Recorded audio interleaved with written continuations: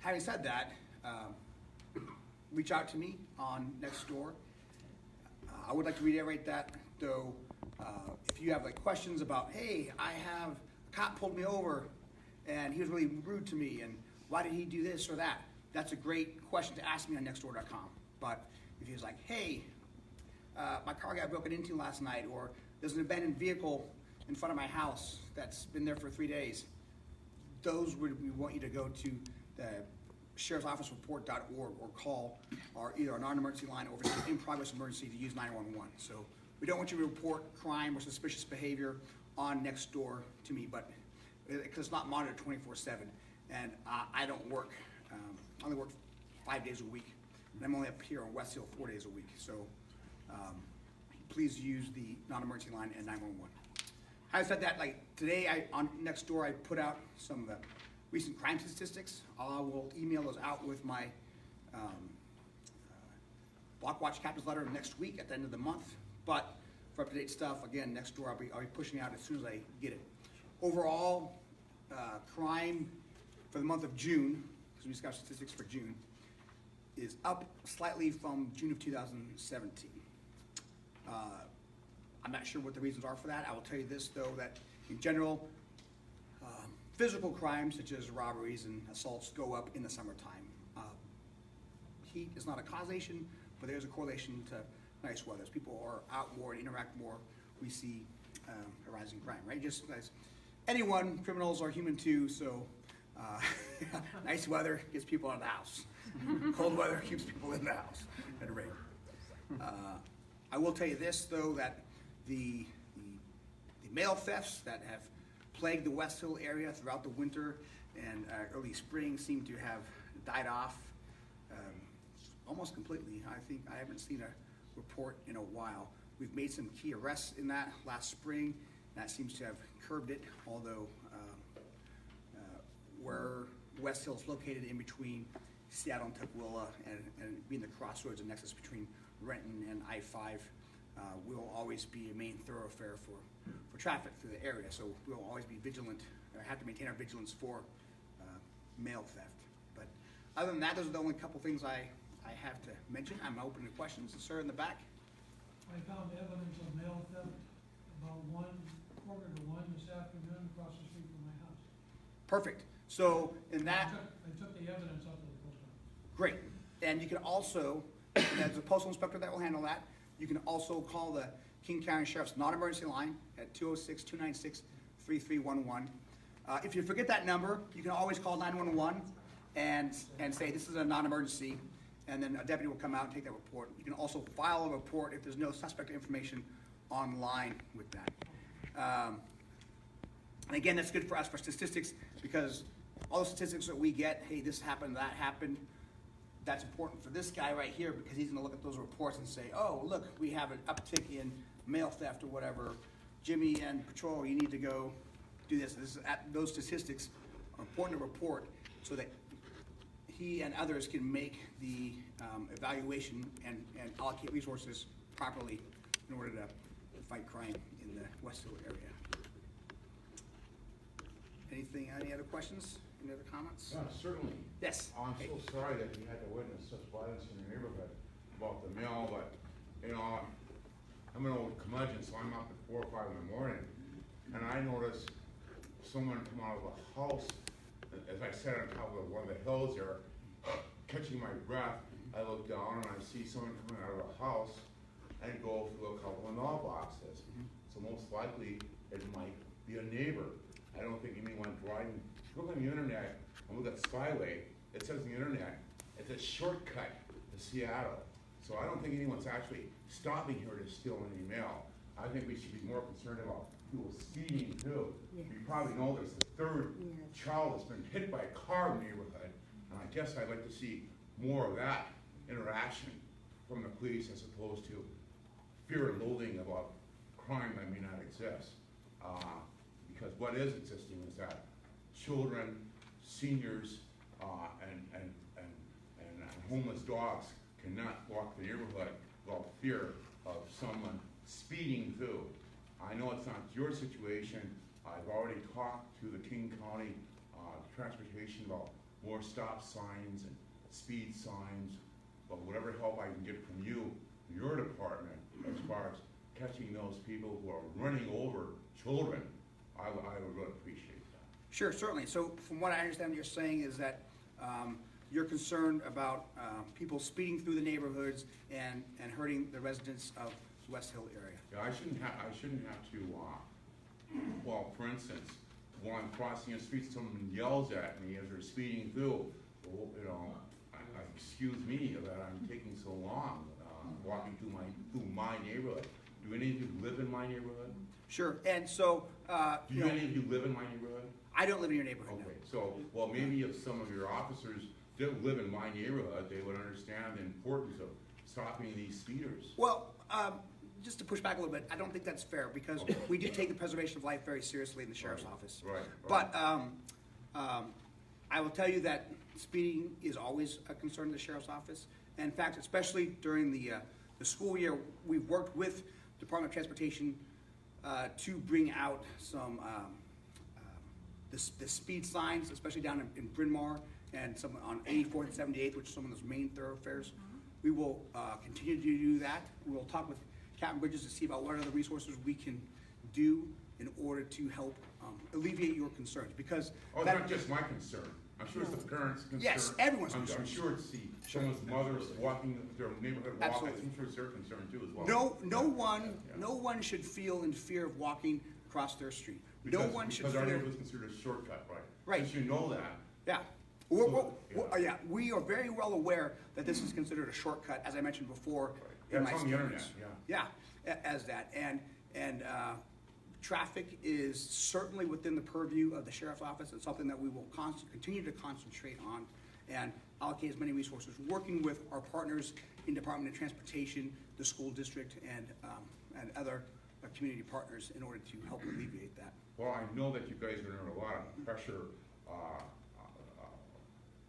and for one, I thank you for responding to that incident about the gangs up on that hill. I'm so happy none of you got hurt that way, Thank you. but I've talked to my neighbors. I have a dinner once a week, and we put our cameras Sure. in our windows to catch some of these people, and we hope to give that to you. Yeah, that'd be great. Yeah, And again, I'm encouraging each one of you, with the security that you probably have now with Xfinity, put your camera in the window and catch those speeders, okay? That'd be great. As we get older, we should be taking more walks in our neighborhood.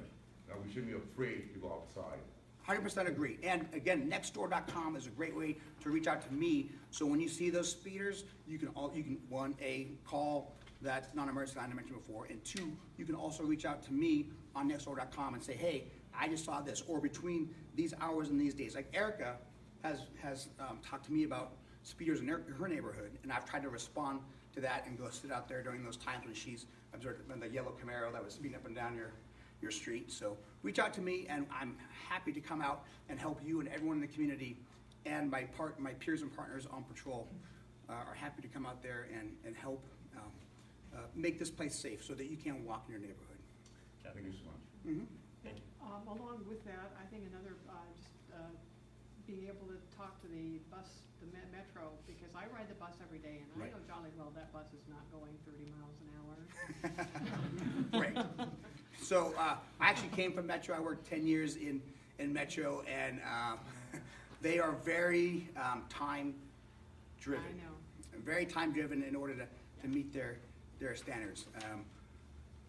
There's a couple things we can do with that, and in full disclosure, Metro is a contract with the sheriff's office. And in fact, because of that contract, Metro police officers aren't even allowed to take collision accidents that Metro drivers are involved in because of the conflict of interest.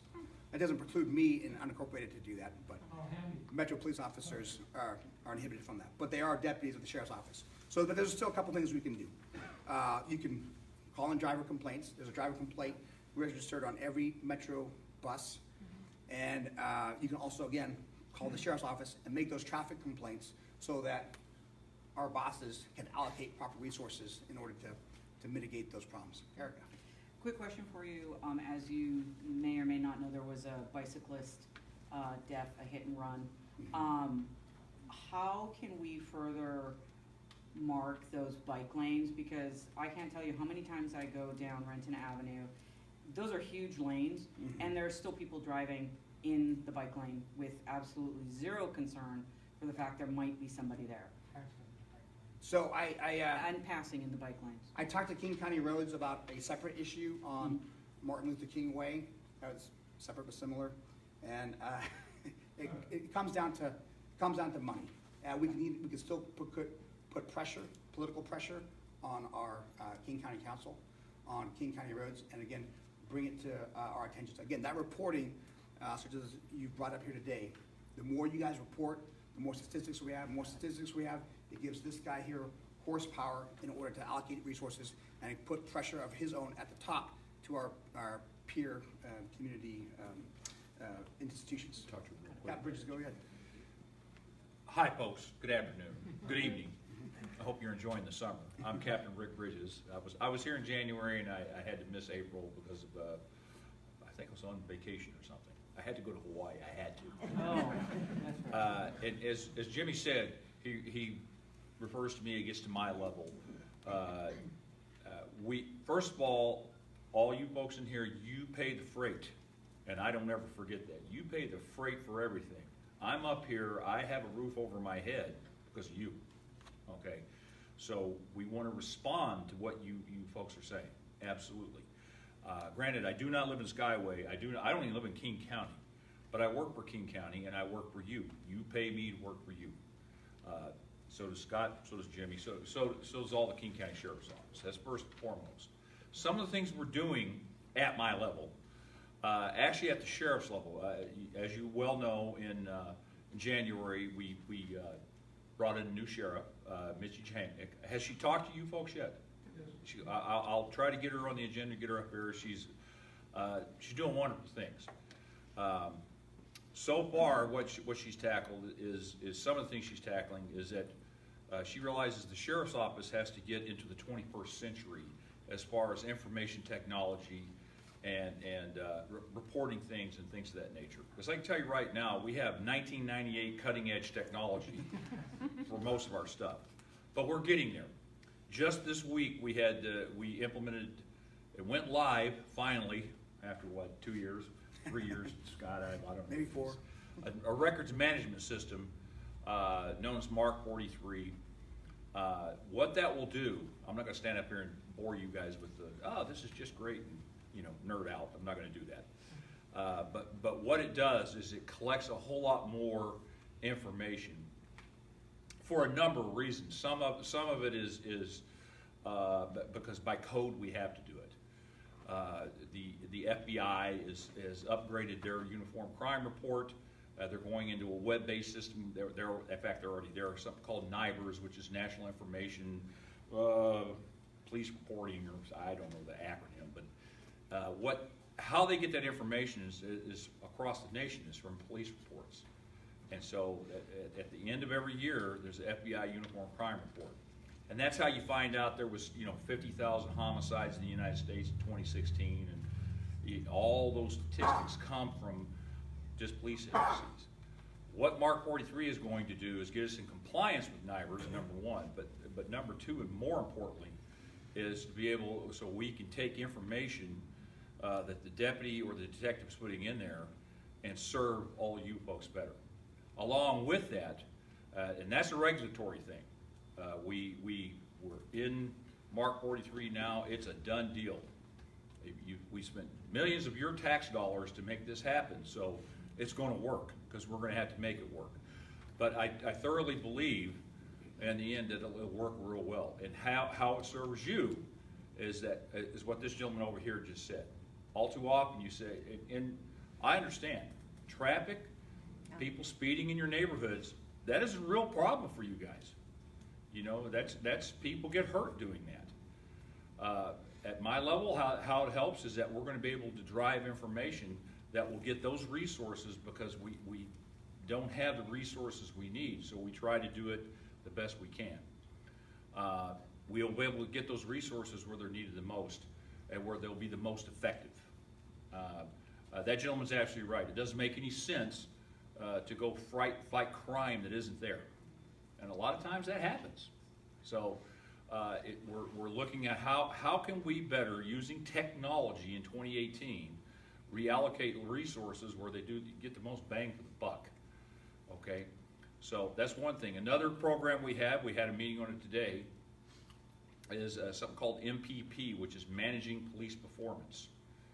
And what that program will do, along with Mark 43, is that it will basically say exactly as a whole in Skyway what our deputies are doing and how effective is it. What we have now, and you guys have probably heard this, you've probably seen it, where they'll break it down by police officers per 1,000 in the population. That's the current way they do it. What we found out, all that really does is it allows our governments to either disallocate or allocate resources and money to you. That's all it does. That's what it's there for. So in other words, if they look and Skyway has 20,000 residents and 1.5 deputies serves those residents on each 8-hour shift, and things seem to be going well, great. That's what that's there for. It's just for money and governments. What MPP will do is, okay, what are these guys and gals actually doing, and is it effective? And we will be able to take those statistics in very short time, and again, place resources where they're needed the most, or hopefully we'll be able to do that. And that's a couple of things I wanted to share with all of you here. I know right now it's just kind of nerdy, geeky stuff with statistics and all that. And believe me, you can look at me and I'm statistics, yeah, okay. But I'm real excited about this stuff. I've been able to sit in on a couple of meetings with it, and it seems user friendly. First of all, it doesn't take you don't have to be a rocket surgeon to figure out how this is going to work. And the end result is we're supposed to be able to come back. Hopefully, in the next 6 months, I'll be able to stand up here and say this is what's happening according under these programs. Right now, we have Jody Hobbs. She takes care of Precinct 4. She's our crime analyst. And every week, she sends us statistics. Of course, it gets derived from police reports. We're kind of excited to see what happens when Mark 43, there's a learning period. We're going to have that probably the next couple of months. Everybody's kind of pulling their hair out right now because it's a brand new system. And these guys, and I can tell you right now, there's two things cops don't like: change, and things that change all the time, and things that don't change. So they don't like change, and they things that and just the opposite. So there'll be a learning curve, but in the end, hopefully, it's going to help you folks, because that's why we're getting it. It's not to make our jobs easier; it's to serve you better, and it's here. Any questions about that? Well, I have a question about the speeding. We can't record what's going on Rainier Avenue because we're kind of down Sure. below it. But we have motorcyclists that go by in big gangs, or people that drive, go into the it's a turn lane, not a passing lane. And they drive in that, or they drive in the bicycle lane. Yes, And they do. when they go just a little bit beyond where we live, they're in the city of Seattle, where the speed limit is 30. Right. So how do we get the speed limit 30 between between the city limits and Renton? So, They need to slow down all the way. a couple things to do. One, again, as the captain and I've tried to articulate, squeaky wheel gets the oil. So even if you can't record it, and recording is a great idea, but even if you don't have the technology or the geographic area to record it, call it in every time you see it. Okay, Ca- even just the police, or the motorcycles going by like that, there It- they go again. If they're doing something illegal, as in like Yeah. they're driving 3 abreast, or they're covering up the lanes or something They're like up that. on their back wheel. Yeah, up in the Yeah, back, so that's reckless absolutely. driving, that's 100% reckless driving. Okay. Call it in. Now, I'm not gonna tell you that there's going to be a deputy, or even a Renton police officer, or a Seattle police officer driving with their sirens on to get there, and nothing may happen at that particular instant. But the more you call, then we'll say, they'll look at it, the sergeants will look at it and they'll say, I'm getting multiple complaints and calls about this particular area on Rainier Avenue. And then they will assign what we call a traffic complaint investigation. They will assign it to someone like me or one of my peers on patrol, and they will say, hey, you're on day shift between the hours of 6 a.m. and 10 a.m. We're getting these complaints about X, Y, or Z.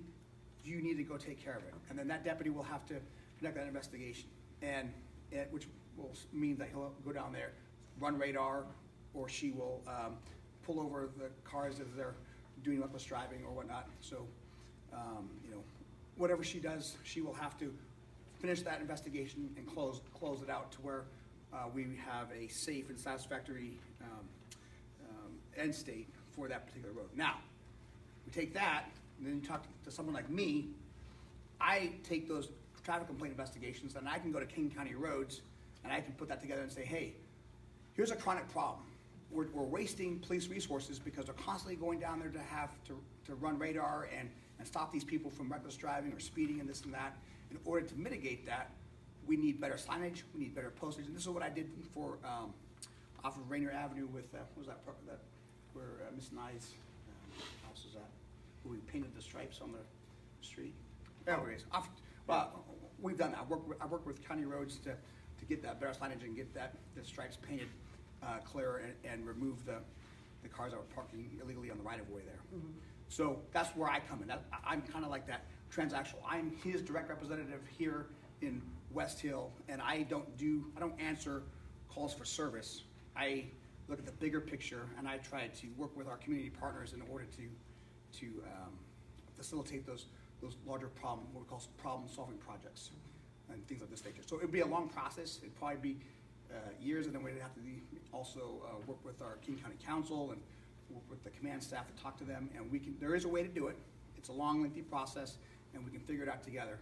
You keep in contact with me, and we can do that. But it's going to starts with reporting, and constant reporting, and not only you reporting, but try to get your neighbors to report it as well. The more people that report, squeaky wheel gets the oil. So maybe you got a form of some kind and passed it out at Blockwatch to everybody. What's that? Passed out a form to everybody at Blockwatch. Yeah. So they all have the same information. Sure, yeah, that's a great thing for your Blockwatch to do. Any Blockwatch can do that. Thank you, Jeremy, you need to. Oh, no, I was just gonna say, and if you all have any more questions and wanna, get that conversation going, like you said, find them on Nextdoor. It's a great place to open up those conversations. And I'll stick around after the meeting too. All right? I gotta get going, folks. Thank you for having me. I'll see you the next time. I do wanna say before I leave, Jimmy has a new title. We're working on it now. All our storefront, you guys may know them as storefront deputies. They all got together and said, we need to be more in tune with our communities. So, their new title very soon will be Community Crime Prevention Deputy. I already changed my name tags. Yeah.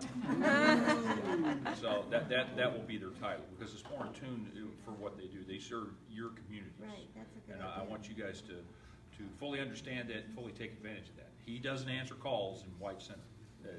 He takes care of Skyway. Okay, thank you very much, Jeremy.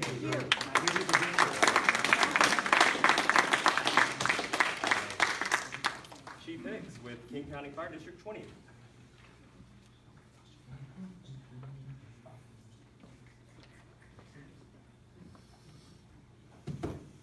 Hello, everyone. How are you doing? Good.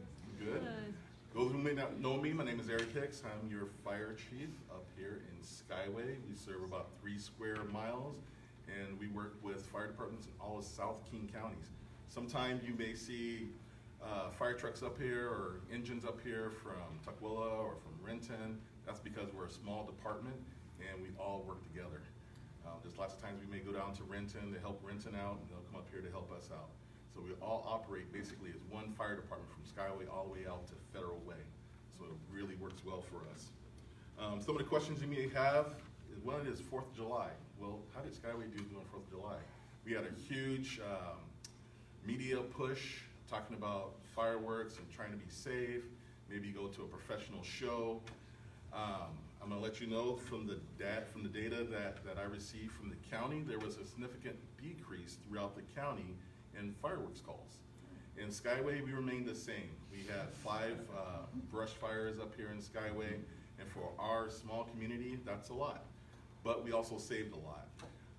We were able to get to those brush fires relatively fast and get them out before they did any real damage to any homes. On the 4th, we did have a house fire in the middle of the day, but it had nothing to do with fireworks, and we also had a car fire during the day. It had nothing to do with fireworks. So overall, we did well.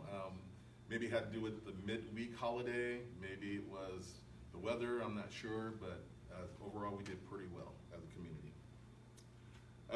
Where your tax dollars are going. Thank you again for all your support with the excess levy. Improvements, you've probably seen a lot of construction stuff going around on our facilities. Our drill field, we did an overlay. The drill field was cracking, and so we had to get it overlaid. It hasn't had any real maintenance since the facility was built in the 90s. Inside, we call the bay area, we had that floor resealed. The apron, which basically is kind of the driveway for the fire engines, all that concrete was taken out, and that was all redone. It was 14 inches thick, so that was quite a job for the construction crew that did that. Exterior painting. You've probably been by our facility and seen those white splotches or whatever kind of showing up on the paint. That's going to be all repainted, some new signs, so it can identify that as a fire station. I know it just kind of looks like a block building, and sometimes you pass by there and you don't even know it's a fire station. So we're going to kind of dress it up a little bit and make it look really nice. Since the last meeting, I talked a lot about recruitment. We're taking applications for new volunteers. I was out doing job fairs with Renton School District, with the Kent School District, and recruiting here in our area. We had over 30 people apply, and we interviewed over 30 people, and we picked 6 to go through the next Recruit Academy. It's going to be a joint Recruit Academy with Enumclaw in Maple Valley and Skyway, and it will be done at all 3 locations, and it will last from the end of July until December when they graduate. And so many of you may not, some of you may not know, but we are a combination fire department. So we have a paid staff and we have volunteers, and we were recruiting for our volunteer staff. We also just offered a new career position in our department, and we only hire within our volunteer staff. So we get our volunteers in, they're with us for a while, and if we have a retirement, we'll hire from within our volunteer staff. So that's exciting news for us. You probably saw in the news that there's a burn ban in effect. It really doesn't change much for our community. There's always been a burn ban here in our urban setting where we don't allow you to burn brush, but you can have a recreational fire. So if you want to have some type of fire pit or a commercially made fire pit that's about 3 feet in diameter, we want to make sure that it's in an area where it's not next to any exposures. It's at least 20, 25 feet away from any type of combustibles that can burn. You are allowed to have a recreational fire. And so please, any questions, just go ahead and ask them. This type of burn ban is from King County Fire Marshal's Office. It is a fire safety burn ban.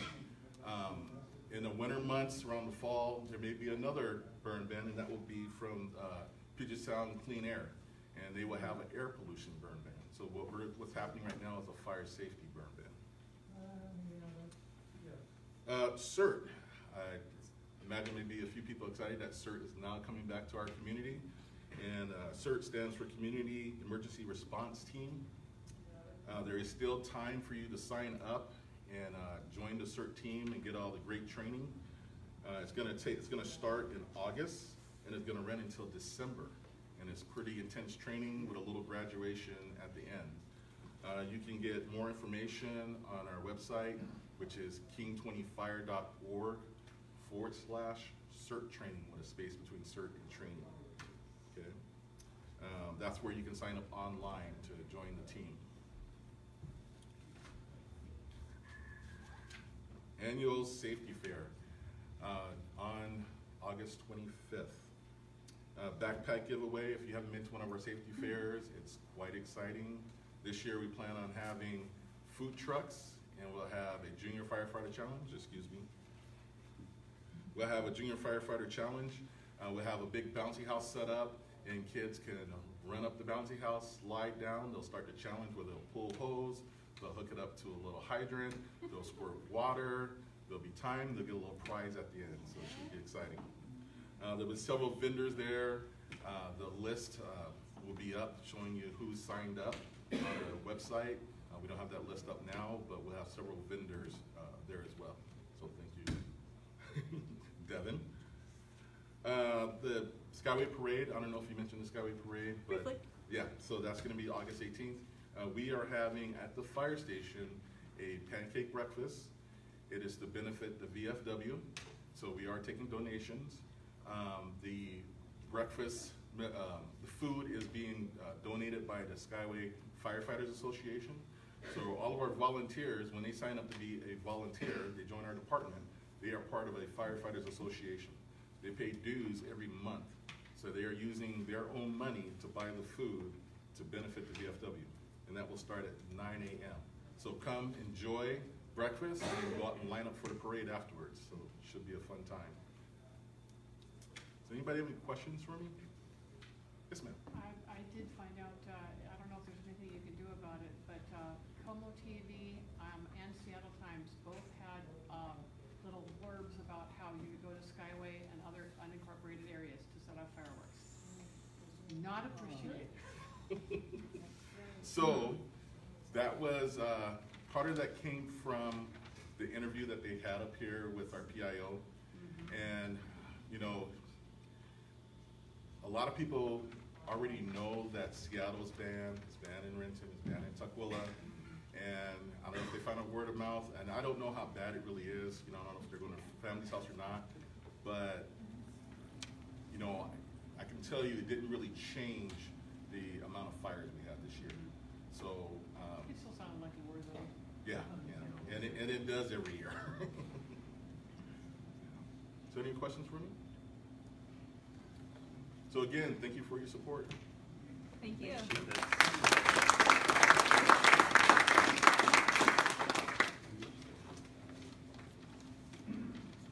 Next up, we're going to have King County CSA with Bob Santo Domingo. Hi. Good evening. I'm Bong Santo Domingo. I'm with the Community Services Areas Program of... Can you use the mic? My bad. Or you just telephone with me, he'll have your back. Yeah, my best. Can you hear me? Yeah. I feel like I'm in a karaoke bar. Someday. Yes!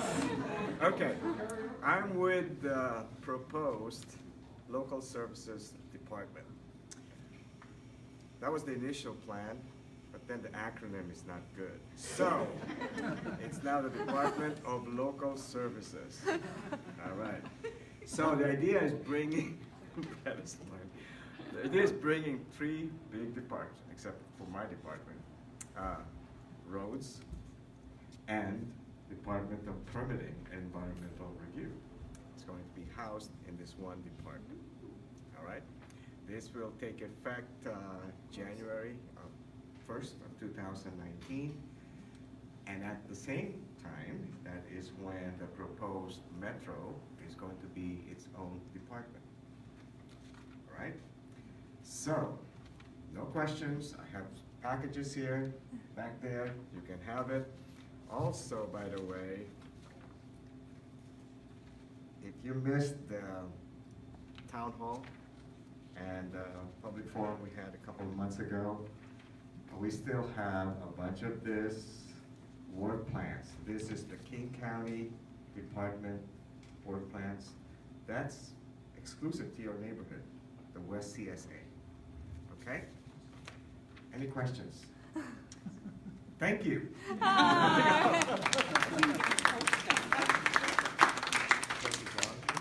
And finally, we're going to have Mr. Rainey White with Skyway VFW. Of course, he calls on me when I have a mouth full of cookie. For those of you who have been coming a long time, I think I have to tell you that Chuck Vetteretti will no longer be addressing this organization. He has had a setback in his health. Oh, no. And he's given up a lot of these extracurricular activities. And he's been doing this 20 years. So, fireworks. We live on the corner of Woodley and Cornell, which we think is the fireworks capital of Skyway. And I think this was the lowest, fewest number of fireworks in the past 10 years. But they were the loudest. So, get to my agenda here. Is anybody here from Skyway Solutions? We have a check for $250 for them. So let me rephrase that. Anybody here from Skyway Solutions? Okay, it's for the park that I guess someone is building by the, you know what it is? The end of summer fest, this is a VFW function. The end of summer family day at the Post is August 25th. And you can take a look on our webpage. And this is, I guess it's in conjunction with some other program that's going up here. It's open to all the members of the community, and this is thanking our troops who are coming back from overseas. So, as you leave, go upstairs, there's a bulletin board, and as we have addressed you many times, all our food functions here are open to the public. This is a private club, and it's restricted to members and our guests. Well, if you live in Skyway, you are our neighbor, and you are our guest. And, you know, we have lots of people who do come in for when we have live music on some Saturday nights, and our dinners, hamburgers. But there's two things up there, or three actually, is the family fun day. But the other one is a beer butt chicken, and you're all invited to that. And that's where we get money for that wall. I don't know if you've seen that wall. That's Boy Scout Troop 419. It's the only one in the state for special needs scouts. There is no age limit that I know of to be in it. Once you're in it, you're in it. There's only 4 or 5 of them in the nation. And they meet here. This is their den home. And our chicken, beer butt chicken, is what helps us fund them. Then I have a thing here on, this is for Korean veterans, Korean War veterans. Are there any Korean War veterans here? Okay. On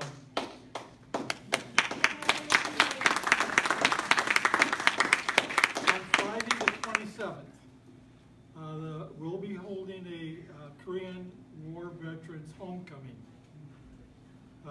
appreciation program. And we've done it in the past for Vietnam veterans and World War II veterans, and I think we've done it before for Korea. So anyway, if you are a spouse of a Korean War veteran or a Korean War veteran, you can come up and enjoy our hospitality. And then the last one is a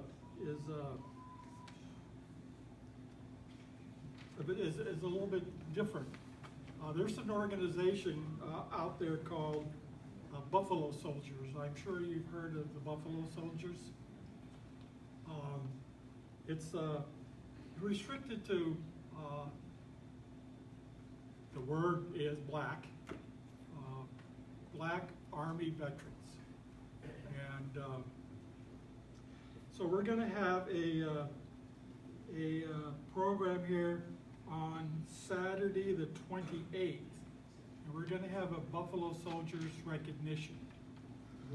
So if you're black and you were in the Army, come on up. So that's all you need to do. And I believe that's it for us, because Chuck and I aren't here to go back and forth. Oh, we want the banter. Pardon? We want more banter. To find a new partner. I know. He didn't like it. That's why we loved it so much. Yeah. So, and then we have another meeting tomorrow that would be a hospital that he and I did that Bob Hope, Bing Crosby routine. And he's not gonna make that meeting. Mm. How much time do I have left? Are there any questions? Nope. All meals are open to members and guests. You are our neighbors. You are our guests. Thanks, All right? Rainey.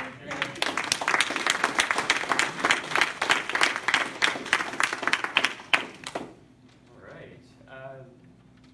So into our guest speaker segment of the agenda. Real quick, just wanted to make another announcement. So if you all came in for the open house, one of the things you may have seen over here is that we have a lot of voter education material. That's because West Hill Community Association is now partnering with King County Elections and the Seattle Foundation as part of their voter education fund. So you'll see a lot of posts online from us and see us around the neighborhood at our events, handing out these materials, trying to get people registered, just trying to bring, all in all, more voter education, voter awareness to this area, and try to improve the voter turnout, not only for the general election, but also for the upcoming primaries. So, go to we have a short link, which is bit.ly/West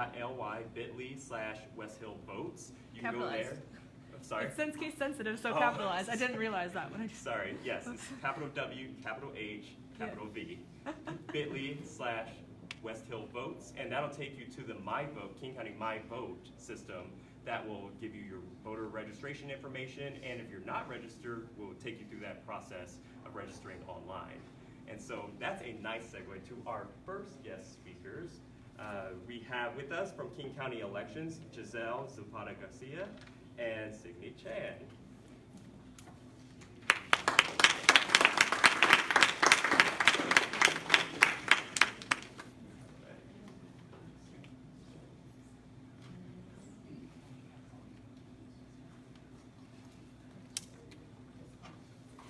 Thank you very much, Jeremy. My name is Giselle Zapata Garcia, and I'm here with Signe Chan. And we are with King County Elections, specifically in the Language Services and Community Engagement team. So we're gonna go through a presentation, but we wanna make sure, did everybody get one of these folders?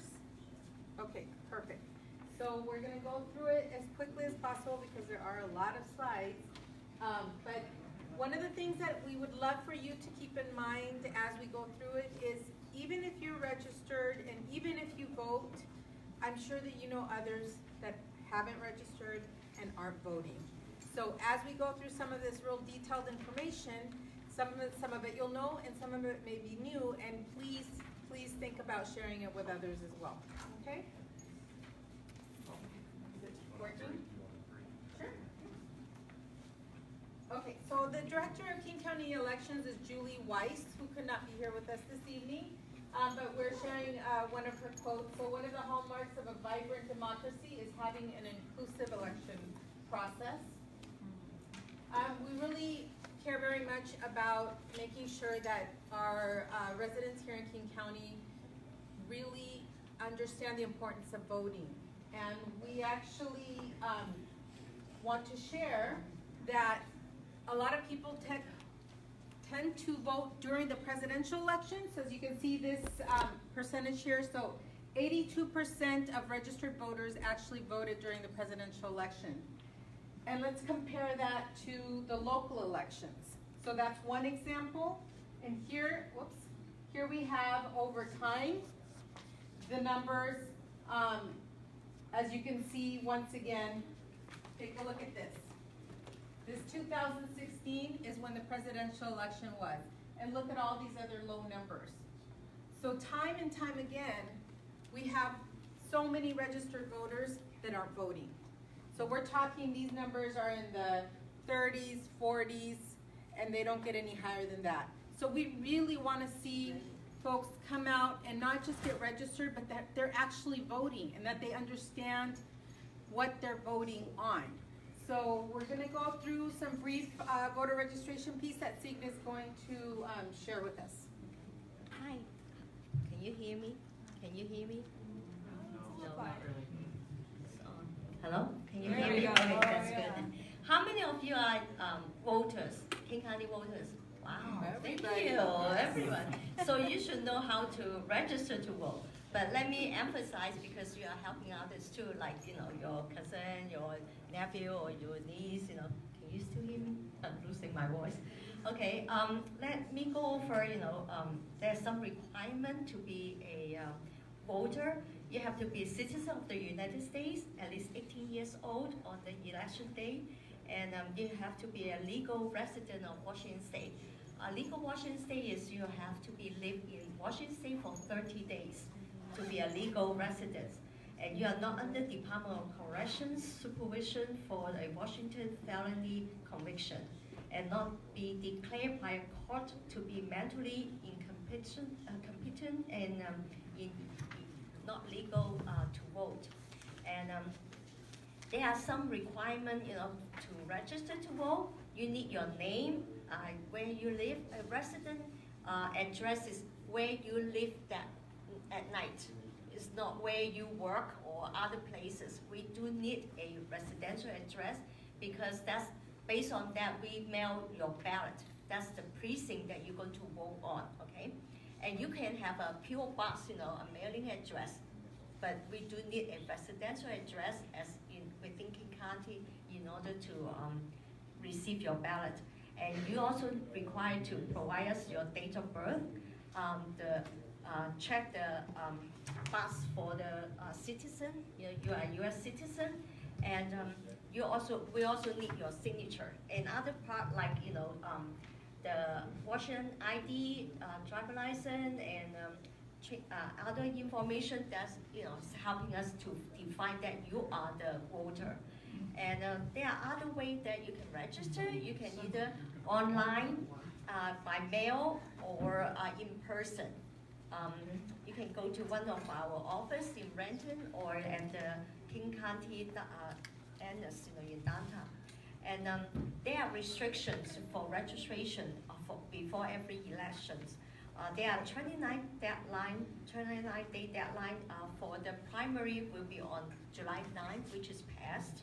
And also for the general will be October the 8th. And I want to stress, really important for everybody to know, that right now we're in the window of time that if somebody wants to vote in the primary, which we really want them to vote, right? They need to actually go and register in person. If we receive their voter registration form, which everybody has in their packet, if we receive it in the mail, they won't be able to vote until the general election. So right now, again, those dates are really important to take a note of and to please share with others so that they know. Thank you, Signa. And so if you live in Washington State, but you never register, and because you passed the 29-day deadline, so you have to go into one of our rental office or in the downtown office to have the 8-day deadline of registration. And for the primary will be July 30th, and for the general will be on October 29th. And one of the information for registration form is not only for you to register to vote, but also you can use the form to update your registration. Like if you move, then you have to fill out another form, or go to online or go in person, or you can call us if you move. And if you have you change your name, like you get married, you want to change your name, then we do need a registration form because we need your signature. Not unless if you update your information at the driver license, you already have a new signature with your new last name, then we will connect that with our system that you can register online that way. If you want to update and if you have a new mailing address, you can register, update that way. And Also, if you want to add a phone number or email address, you are welcome to do that. And you can also, those are simple ones that you can just give us a phone call, we can do it right away for you. For language preferences, we have 5 languages, in King County according to the Voting Act of 2013, and also because of the King County ordinance, they add 2 more languages. So totally we have the English one, the Chinese, the Vietnamese, the Korean, and also the Spanish.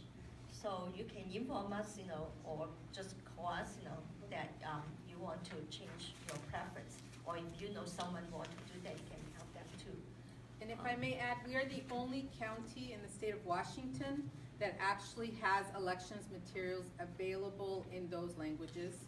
In Yakima County and in Adams County, they also have it in Spanish only. So again, those languages are actually the election materials translated by our staff, including Signe, who actually translates all of the Chinese language materials. Yeah, I was just gonna ask, so that includes the pamphlet material as well as the ballot? Yes, That's translated? the voters pamphlet, the ballot, absolutely, yes. We translated voter pamphlets, we translate all the ballot measures, we translated all the web content. We also translate all those signature charge letters, and many other things. Yes.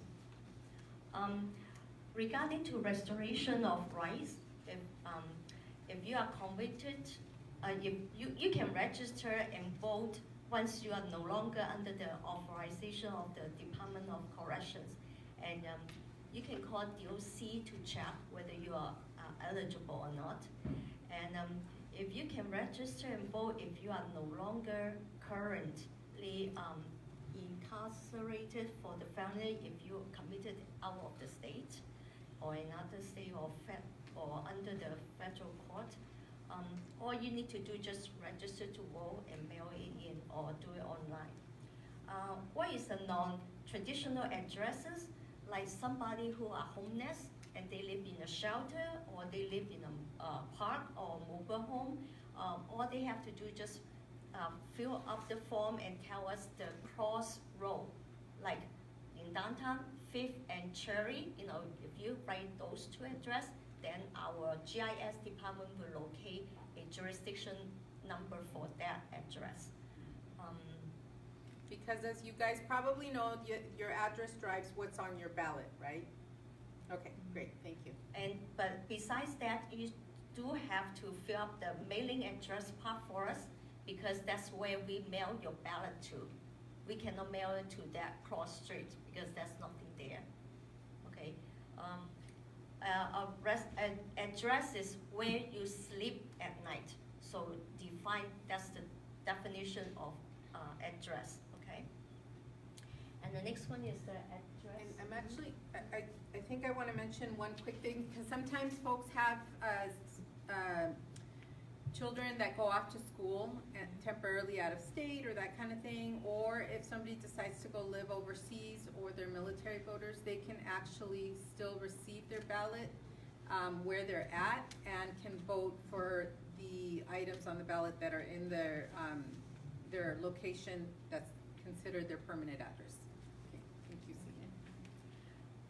For address confidential program, it is for like if you are a judge, and if you don't want people to find where you're located at, or domestic violence, you don't want someone to look for you and have problem.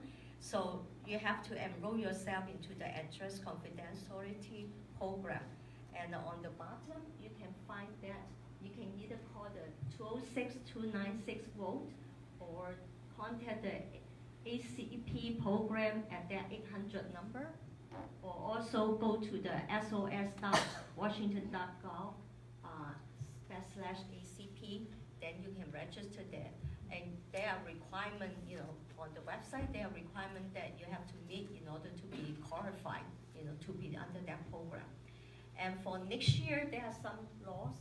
Just want to mention really quick, in your folders, there's actually a flyer that talks about what is available to the public. So that way individuals know what part of your information is available for anybody to see and what's not. And so any individual that's eligible for the confidentiality program, we want to make sure that they're aware that it exists so that they can still vote. But they do need to get enrolled in that program so that their information doesn't show up anywhere. Okay? So Thank do you. read your folder for that information, because most of the information is public, information. And there are new laws coming next year. The HB 1513 is pre-registration for the 16 and 17 years old. At this time, it's only allowed the 17 years old to pre-register.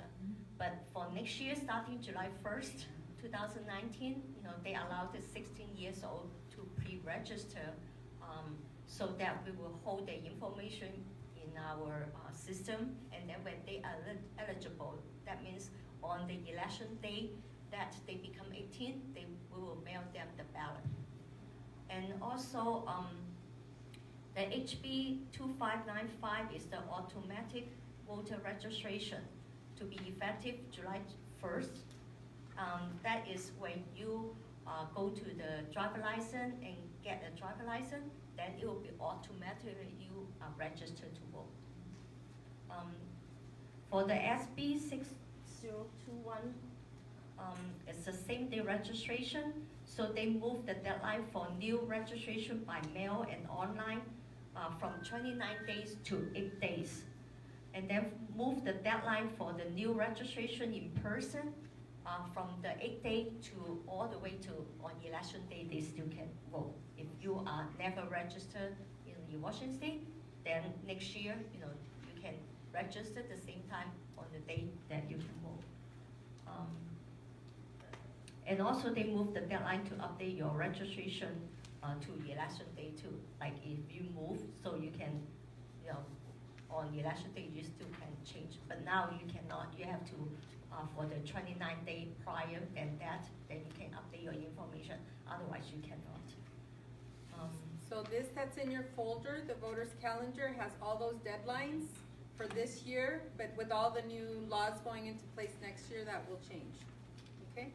Thank you. And also the last thing for the new law is for presidential elections. It required accessible voting center in cities with a population of 100,000 or more people. Yeah, so a lot of exciting changes coming up for next year to really reduce barriers to voting and making sure that more people have opportunities to vote. So we're gonna go very quickly through the ballot section, but just so you're familiar with it, because that's something that's gonna be arriving in your mailbox any day. So I'm assuming you all know, since you're registered voters, what a ballot looks like. But what goes on the ballot and when? So we have the primary coming up right now. After that will be the general in November, and then we do have candidate filing in May, and then ballot measure filing. So for this particular election, we have 53 offices that are up and 2 ballot measures, as well as the precinct committee officer, known as PCO. The ballot layout will look similar to this, and again, you'll be receiving that in the mail in the next few days. They are actually being physically mailed out tomorrow. And so we're estimating folks should receive it within 2 days, at max 3 days. Those voters that are overseas and in the service actually receive theirs earlier. They're mailed sooner than ours are, to make sure for the travel time to be mailed far distances. And then for those out of state, they were mailed on July 11th. So we actually color code our envelopes. Have you guys ever noticed that? There is a reason for that.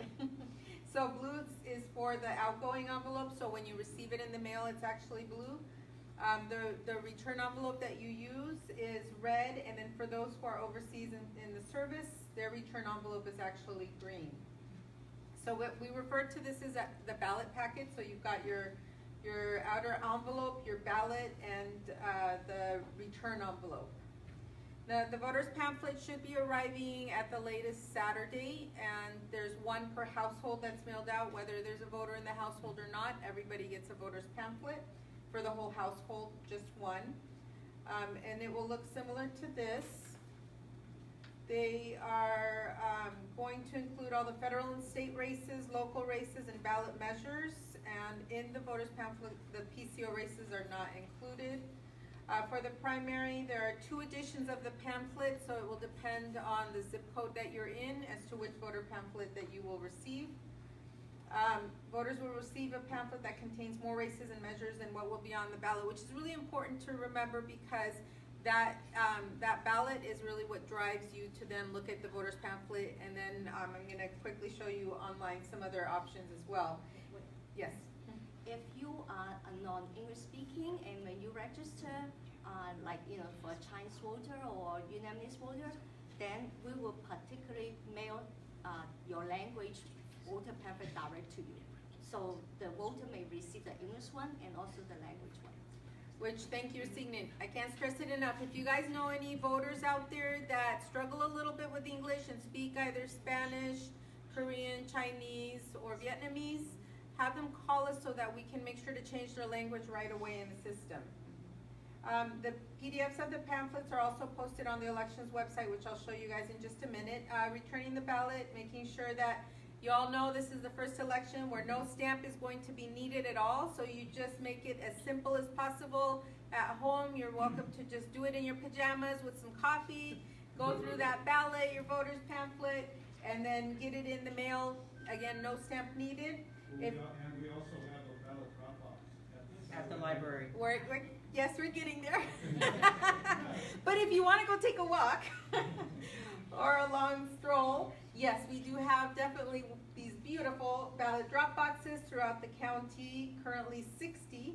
And so it doesn't matter where you're at, if you're running around and you've had it in your car and you just had a lot of errands to run, there's always going to be a ballot drop box nearby that you can use. But I can't stress enough, 8 p.m. on election day, no joke. We actually have staff that by 2, so pairs of staff are at every single ballot drop box, and right at 8 o'clock, that thing gets closed up. Not 8 and 30 seconds, not 8 and 45 seconds. It's literally at 8 o'clock on the nose. And we have clocks sitting right on top of the ballot drop boxes for that reason. We do have accessible voting options, online ballot marking program, accessible voting centers at our locations, and then we had additional ones such as Bellevue for those that need that option. The online ballot marking program is really helpful for overseas and service voters, and then we do have a replacement ballot option for the voters close to election day. The accessible voting centers, I'm not going to go into in depth, but there's a lot of individuals that may have different types of disabilities, so they find it very helpful to use one of the accessible voting centers. So making sure that folks know that that's an option. This is Signet's beautiful doggy posing as our model. Making sure everybody knows that if you lose your envelope, you can still get a replacement envelope that is more than available to all of you. We've got the ballot trackers, so for those of you who are tech savvy, making sure that you're aware that you can go into the MyVoter information app, which Jeremy talked about the MyVoter earlier. There's a lot of really neat things that you can do with that, including checking the progress of your ballot once you've mailed it or dropped it off. So just keeping in mind to read the ballot, the envelope voters pamphlet carefully, make sure to sign the declaration. If you send it to us or drop it off in a Dropbox without it being signed, we will reach out to you. But we hope that you then respond in time as well so that we can count your vote. And then making sure that folks know that even if you vote some of the items on the ballot, we still count your votes. So you don't have to vote on every single item. And then very quickly, just so we invite you to come down and tour King County Elections. It's right down here on Grady in Renton. A very exciting experience to see how it all functions. I'm just fascinated. I started working there in mid-December and I was like blown away going, oh my God, the operation that we have here in King County. It's unbelievable. And so every step of the way, your ballot is carefully taken care of, scanned, batched. It goes through sorting machines that are amazing. every single signature is double checked, 100% of the signatures. So that's why we have to make sure that folks know that if your signature changes, you have to definitely update your signature and those kind of things. So if your signature doesn't match up with what we have in the computer, then we're gonna be reaching out to you. So that's why we verify 100% of the signatures to make sure it's really the individual that's voting, that's registered to vote. And so that means you cannot sign on behalf of somebody else, never, never, never, ever. And make sure, please, that others know about this as well. And that, again, we work in teams and we have top-notch security at our office, making sure that, that all the ballots and the system is really pretty tight and well taken care of every step of the way.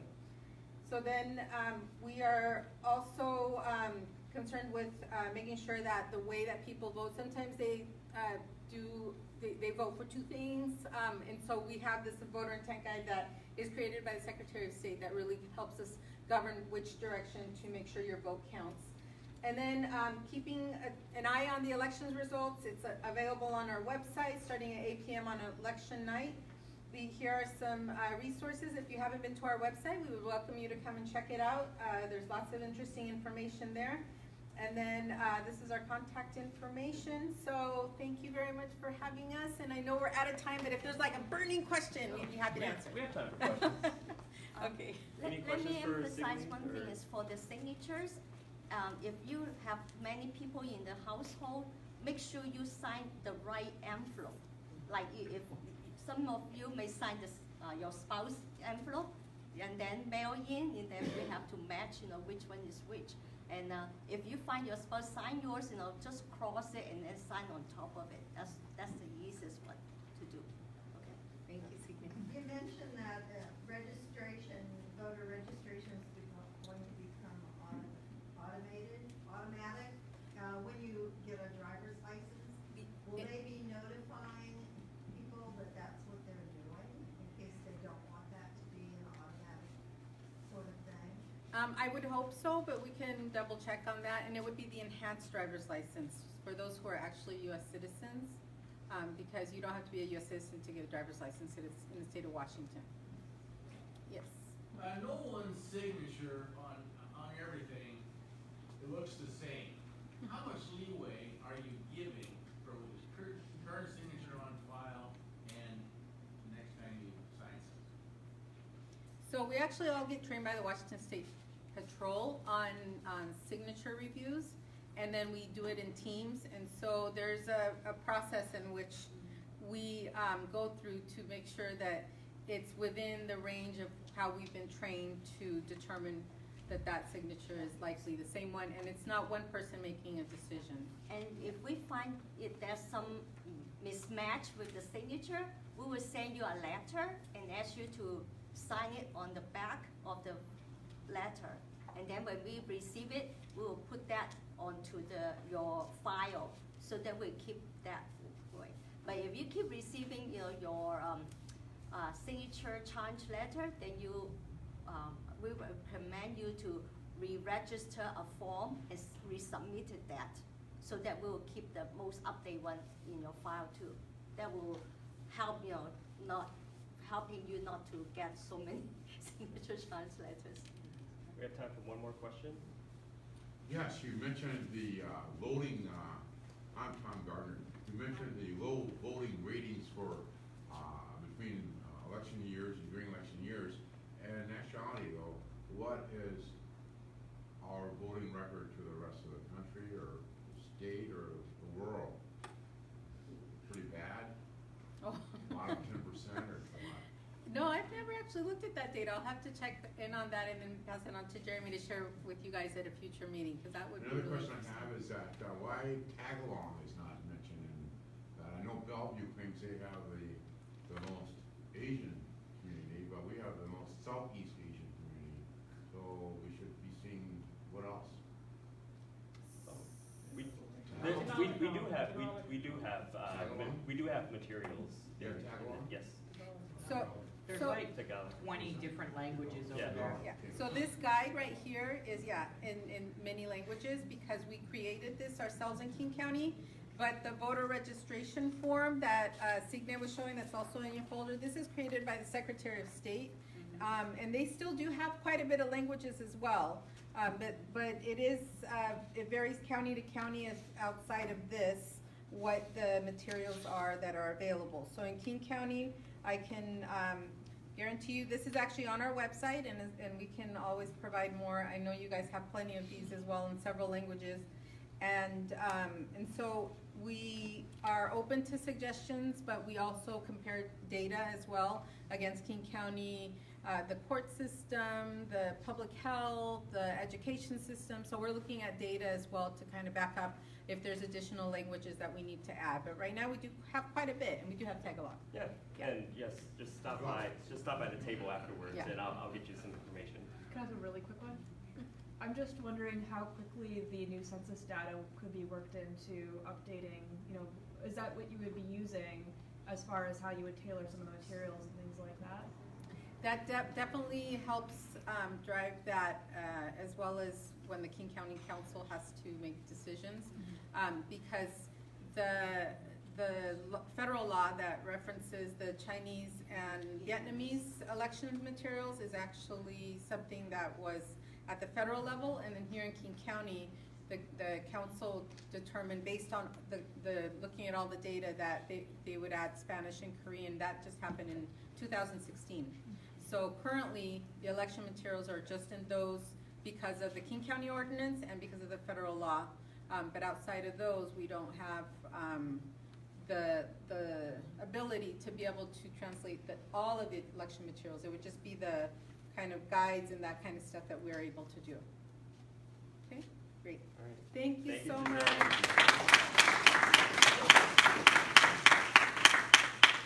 All right, and our final guest speaker is Brad Clark from King County Department of Permitting and Environmental Review to come up and give a quick update on the sub-area plan. Thank you. Good evening. And for somebody that's willing to hang out at 8:30 on a Tuesday evening and listen to zoning, I have to either wonder about you or admire you. So,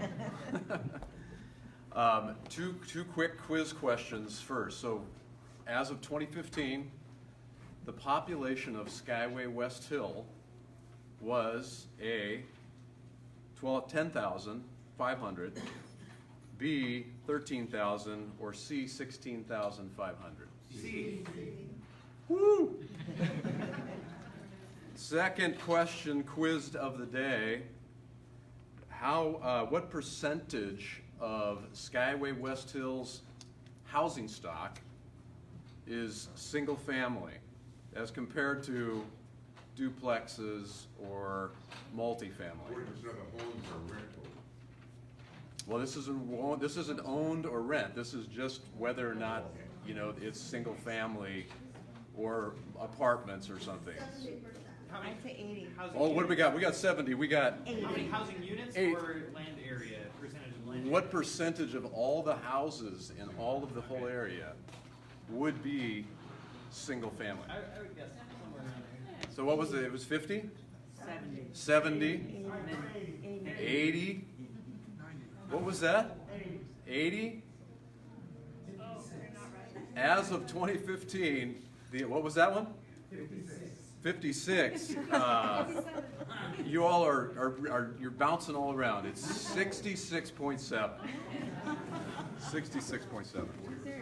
So, yeah. So these kind of numbers are some of the things that planning folks like to play around with and look at in terms of looking at community plans. I was here last year, I think it was about this time, actually, when about a month after I left, the King County Council put on hold the King County community planning process. For a couple of reasons, but the main reason was they wanted us to step back and look at how to restructure, how to do community plans in the county.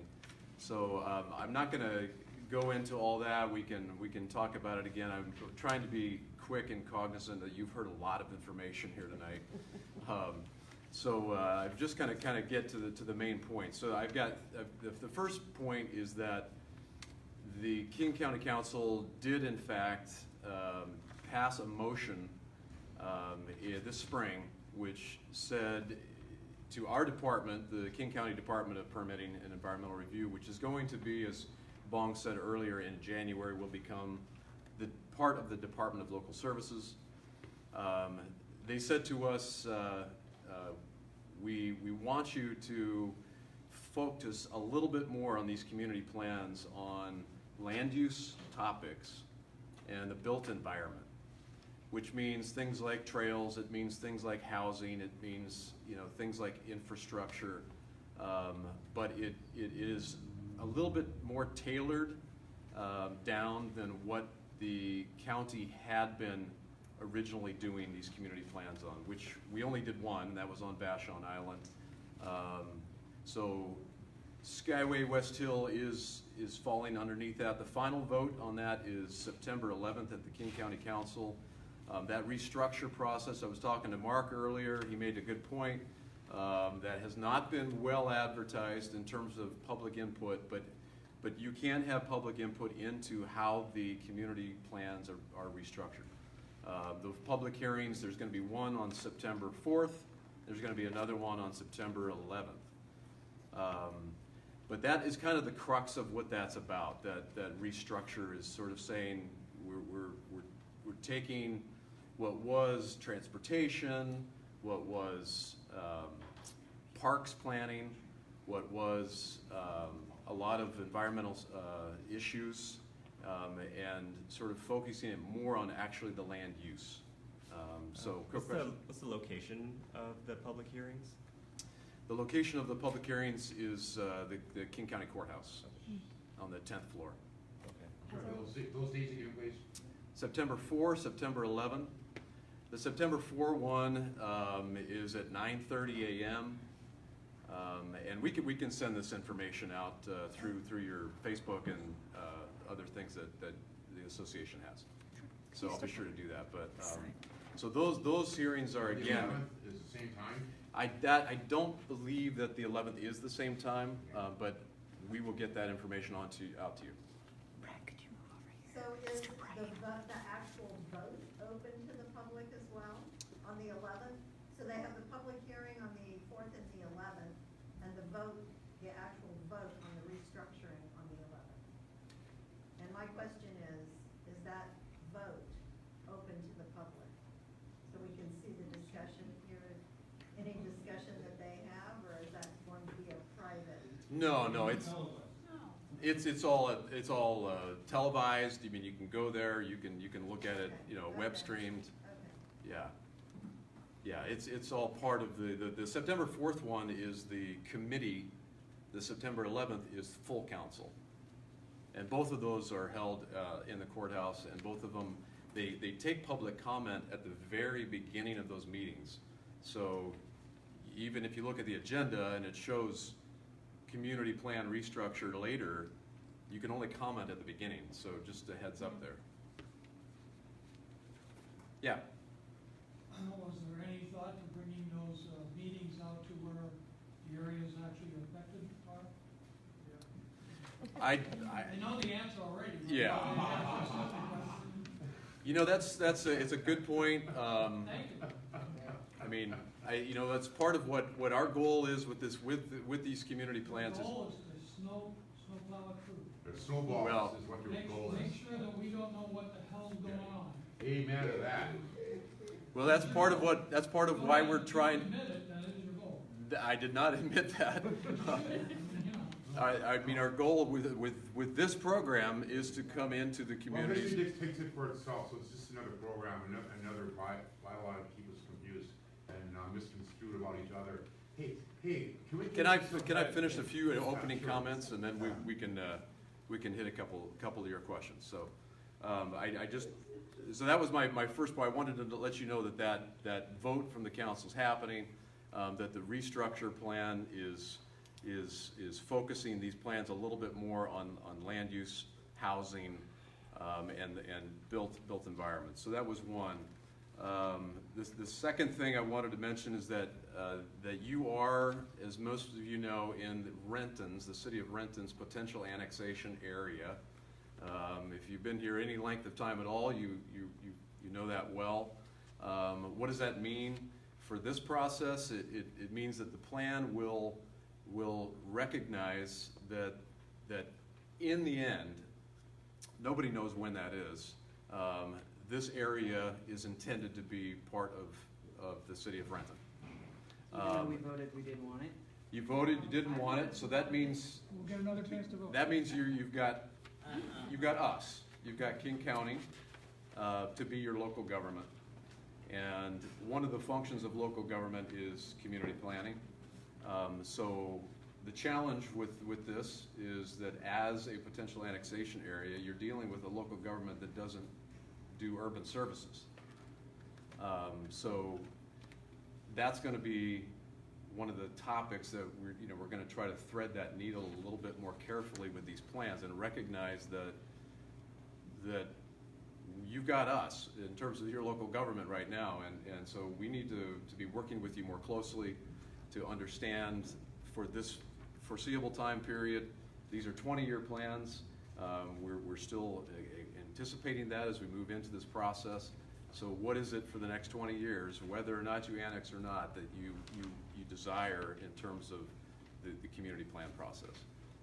So that was my point number 2. My third one is that a few things have already happened.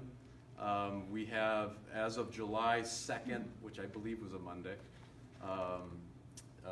we were given the authority to go ahead and start putting some time and energy as staff into this process. So we are at the very beginning. As you know, we did some initial work, and of course the Skyway West Hill Action Plan was done in 2015. We had this stop period. We're restarting now for this last time. We are seriously into this now. So as of July 2nd, we've started to do some research. We've started to do some mapping. We have a team of 12 staff that are involved with this process that will meet on a monthly basis to look at Skyway West Hill, to look at the data, to take input from the community. So that's one thing that has happened. Councilmember Gossett, we have met with him twice so that he and his staff are aware that this is moving ahead. We've also talked about the schedule with his office, and I'm going to put that in the back, and that's the last point I have, is that on the back there's already a sign-up sheet there that if you are interested in an email notification of websites, of upcoming meetings, things like that, please put your information there. We will also use the West Hill Community Association email, but if you'd like to sign up, you're welcome to. There's also going to be a sheet next to that, which I haven't put it back there yet, that's got all the dates coming up. And the council dates that I mentioned are not on there, but what is going to be there is we're going to be in the Skyway Water and Sewer District office on a monthly basis from 8 a.m. to 4:30 p.m. It's going to be the fourth Tuesday of each month, and we'll just be there so that as information starts coming out about this plan, you're welcome to come by, and if you have comments, if you want more information, you can do that. So those dates are going to be on that form.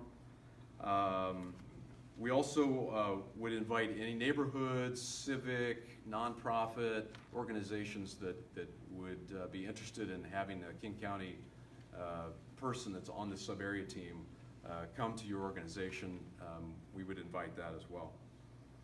And then the last main date I wanted to give you an early heads up on is October 30, and that will be the first sort of main community forum where we're going to have maps and some policies and things to comment and interact, sort of like an open house format. So we'll do that in the evening on October 30, and that date will also be on there. So we'll stick these forms back there along with the sign-up sheet, That's just kind of a really quick heads up and an overview of where we're at. Like I said, we're early in the process. Do you know offhand the October 30th event, where that is? We have not nailed down the location, but it'll be in Skyway West Hill. Okay, Yeah. thank you. Another question? Oh, okay. Yeah. Yeah.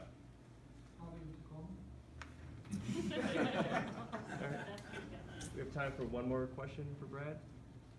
Cynthia? It's not really a question, but in all fairness, you can go on the internet, you can Google King County West Hill Plan. It takes you right to the website. There's a link where you can submit comments easily by email. So, you know, as citizens, we have a responsibility. We just talked about voting. As citizens, we have a responsibility. And I'm a community member, so I have my, you know, I live in the area hat on. We can submit comments anytime, right now. So, you know, if we want to say something, if something's important to us, you know, we can talk to Brad here, but you can put it in writing and email it in. You bet. And you can go to the library, and you don't even have to have a computer, you can use that one. I would have to say that, in terms of communication about the schedule and what's up with community planning, our elected representative has not been very forthcoming. And that should potentially be one of the things to be considered when using the vote for elected representatives. Thank you. Well, thank you, Brad. Thank you, Brett. All right, that wraps it up for our guest speakers. We're going to open up the floor for any community concerns. If anyone has anything that they'd like to come up and bring up to the rest of the community. I have one, and I guess it goes to Jimmy. Talking about roads and children. I live on the corner of Woodley and Cornell, right at that wonderful intersection. Woodley comes up the hill. And there's kids all down that street. And there's cars parked on both sides.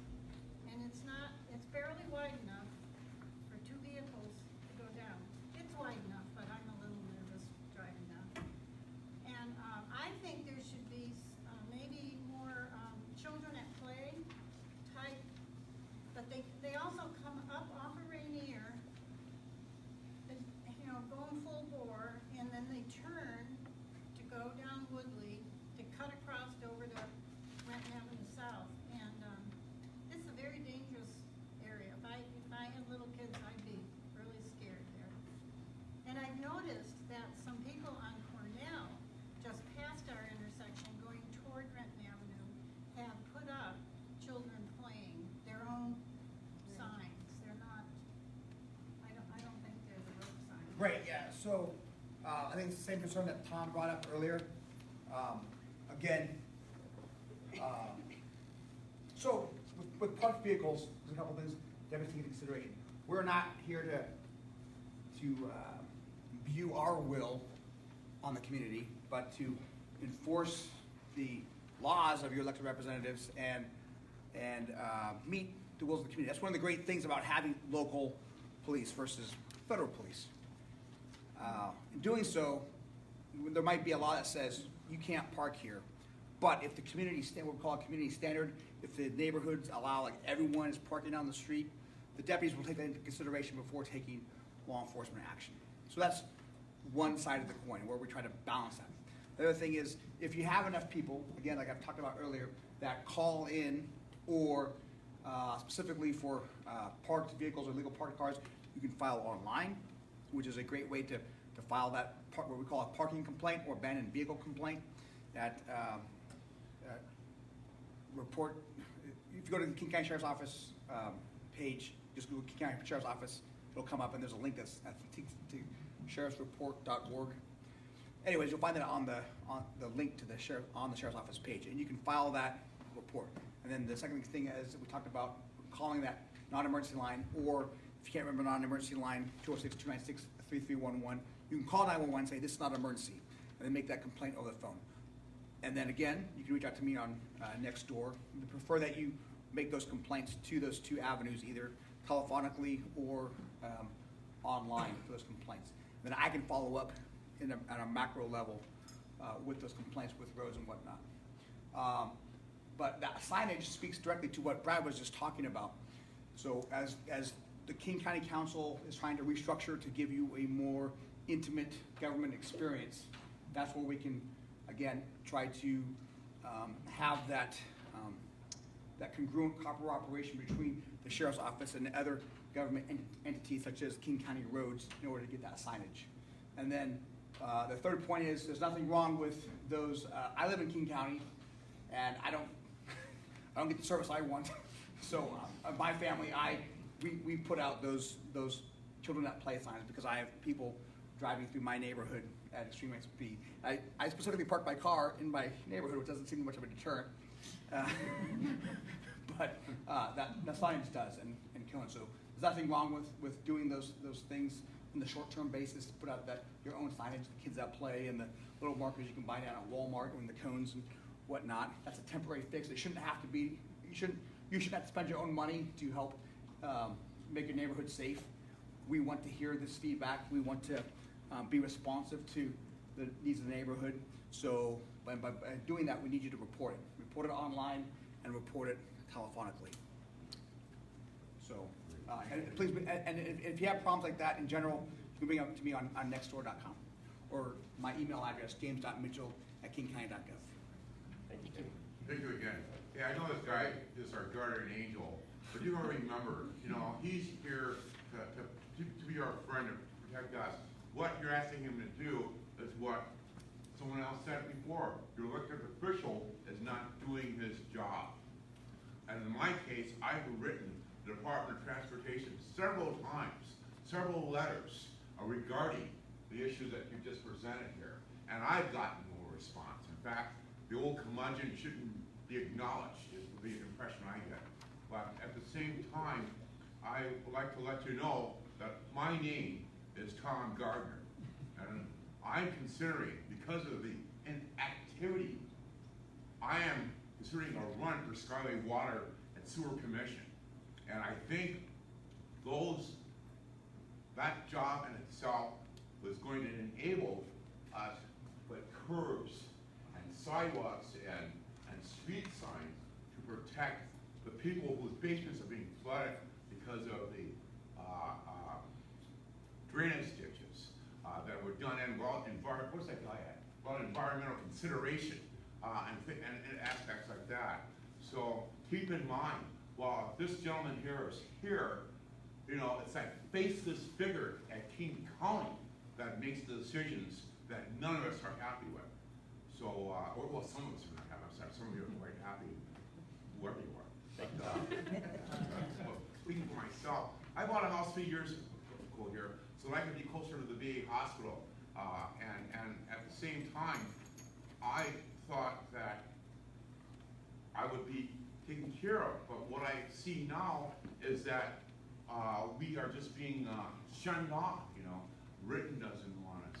Seattle doesn't want us. So in the meantime, King County takes that money, and when a winery and North King County wants money to build up their wine business, bam, they get it. We want a stop sign, we've got to have a baking sale. So something's wrong here with this picture. And I think we need to start writing, not only our county officials, but those department heads who keep coming here and telling us their 5-year plan is now a 10-year plan, which is now a 15-year plan, it's now a 20-year plan. So let's keep in mind that we're not stupid.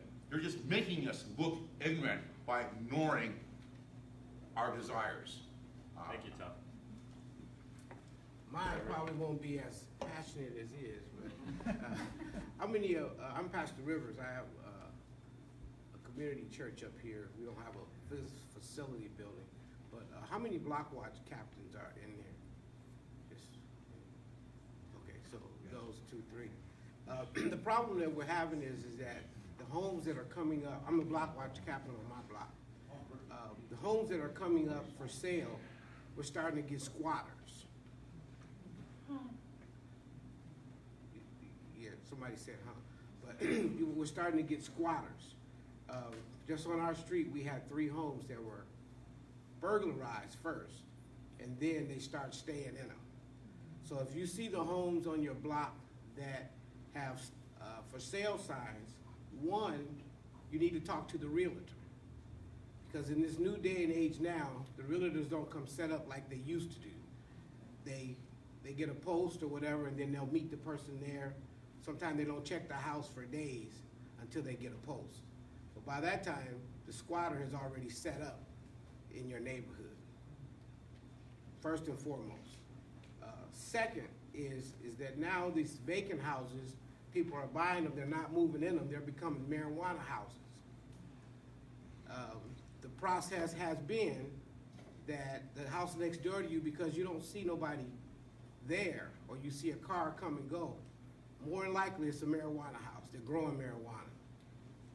We've already opened, I think the FBI has taken 3 out of this area already. And when they take 3 out, 2 more come. Last but not least, the post office is on the register again to be looked at or reviewed to be closed. Now, don't go into the post office and say, I heard the post office gonna be closed. Because that's what y'all did last time, and it got us in trouble. And the only reason why we were able to save the post office is because we stood outside, and we have 5,000 signatures. And we teamed up with the union and the post office after we went to Washington, D.C. on our own dime, not King County's dime, on our own dime. When we got down there, the post office was never on the list. Now, I'm a pastor, so I was looking for an amen, but that'll be on Sunday. But it's something relevant to all of us, because the post office become convenient. And for you that don't know, the post office and the library are community hubs. And they're sanctioned under certain documents that they have to do certain things. But like the gentleman said over there, now I guess I will be as passionate as you. If we don't do nothing or say nothing, then they just kind of do what they want, because we don't input. And last but not least, there was a young lady at the post office who got killed just a few days ago. She didn't get killed at the post office, so you can go to the post office. She was on a vacation in California. She was hit by a drunk driver. So we asked that they haven't posted anything about service or anything of that nature, but we know how valuable the post office is to us. And if you've ever worked or been in the post office, been behind the scenes, it's a reason why they say go postal through the process. And last but not least, your mail, we caught a mail person, somebody stealing our mail on our block, through our block watch at 5 o'clock in the morning. He had hit all the mailboxes. And when the police came and arrested him, he had a back seat full of mail. So I'll close you with this scripture. Know them that labor among you. Thank you.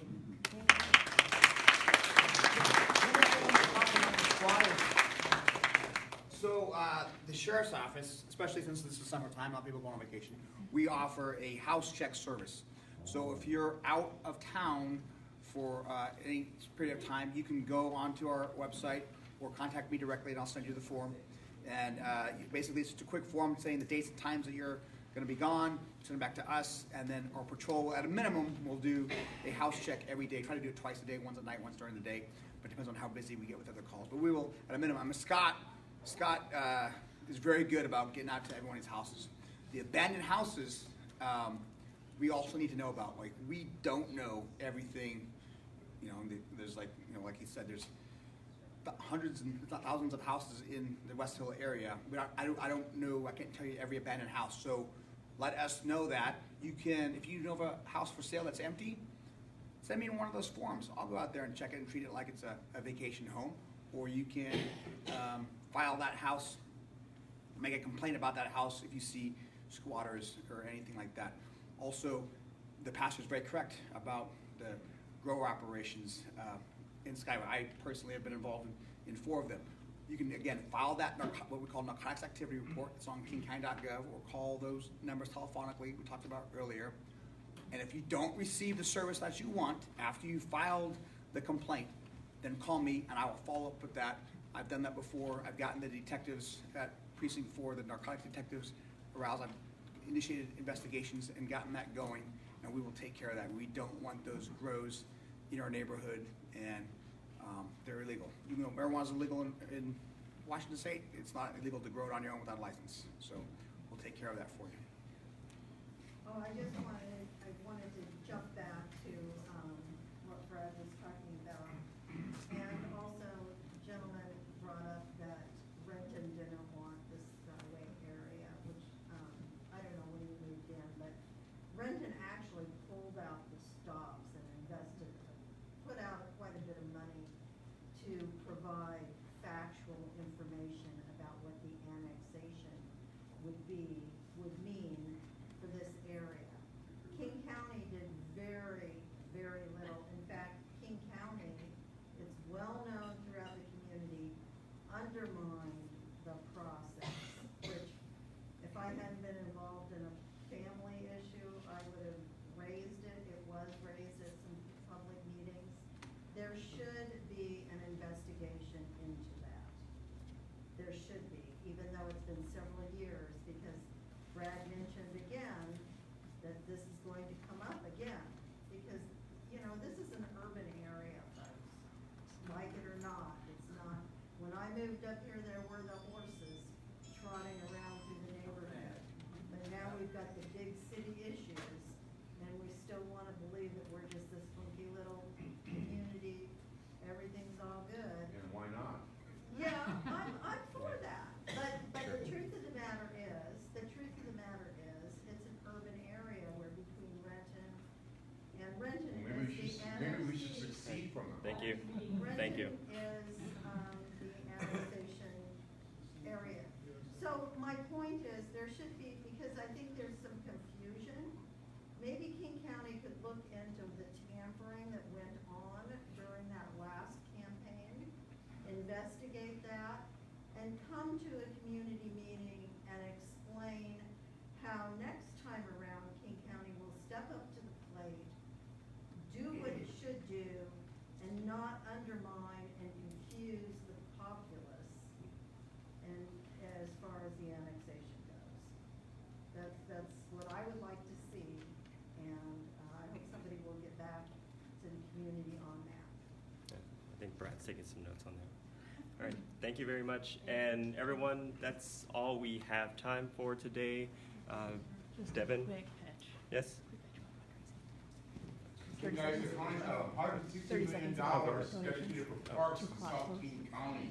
Start writing the Parks Commission saying you want that empty lot turned into a park, or that house that's a pot house torn down and turned into a dog park. Thanks, Tom. So I wanted to jump up here really quick before we all take off, and I wanted to ask one quick question. How many of you guys appreciate Skyway Outdoor Cinema, been to a cleanup party, have gone to our website, like our Facebook page, get their news from our newsletter? Keep your hand up real quick. Any one of those things. Okay, now keep your hand up if you're a monthly donor. Does time count? Okay, time volunteering is really, really beneficial. But let me tell you one thing really quickly, guys. I know everybody hates a fundraising pitch, but let me give you this. If you go to mywesthill.org, that's our website, there's a donation page. We have an option, you can donate monthly, and it can be $5 a month. We have folks at $10 a month. There's someone at $50 a month. This makes a huge, huge difference. It sustains us. We're all volunteer nonprofit. We're super tiny. We do a lot with a little. If we could just get just the folks in this room to do $5 a month, it would be astronomical for us.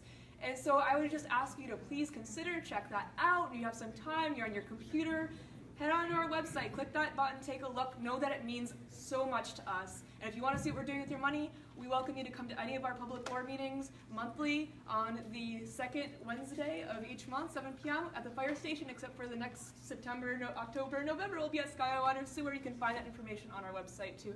Thank you so darn much, everybody. And thank you for sticking around, because you have the chance to win some festive gift cards to Nevzats. $5 coffee gift cards from Nevzats if you have your raffle tickets out. I'm going to start off with 2465. Right here. All right.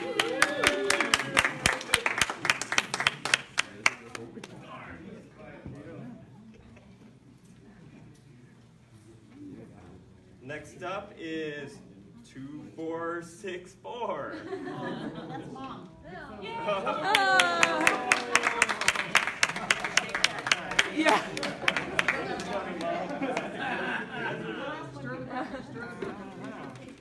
we need to shuffle it up a little bit. Obviously, you didn't check them out. Remember the last one? And finally, come on now, 2463. Hey, you guys saw what I did. All right, let's get another one. 2462.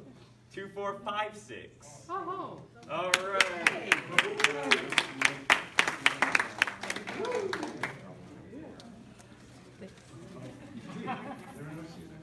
All right, and I will say at 9:02, the meeting is officially adjourned. Thank you very much. Can you help us stack the chairs high, so that we can put them away? Thank you.